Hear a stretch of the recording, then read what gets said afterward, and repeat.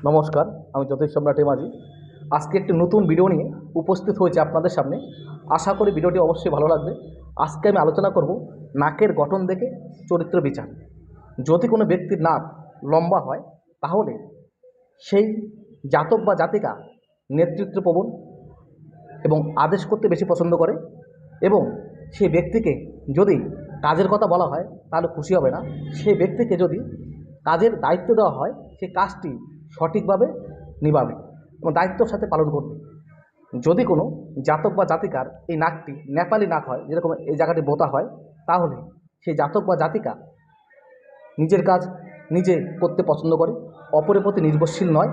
অনেক সময় এটি খুঁতমুটে প্রকৃতি হয়। অনেক সময় দেখা যায় যে সে ব্যক্তি কেউ যদি খাবার এনে দেয় তাহলে একটু সংকোচবোধ মনে হয় যে থালাটা পরিষ্কার ছিল কি না।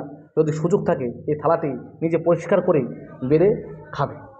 এছাড়া যদি কোনো জাতক বা জাতিকার এই নাকটি একটু মোটা হয়, তাহলে নাকের মাথাটি একটু যদি মোটা হয় তাহলে সেই জাতক বা জাতিকা একটু লালচে প্রকৃতি হয়, টাকার জন্য যে কোনো কাজ করতে পারে এবং অনেক পাপ কাজও করে থাকে।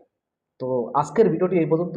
যদি ভিডিওটি ভালো লাগে অবশ্যই আমার চ্যানেলটি সাবস্ক্রাইব করবে, লাইক করবে, কমেন্ট করবে, শেয়ার করবে। নমস্কার।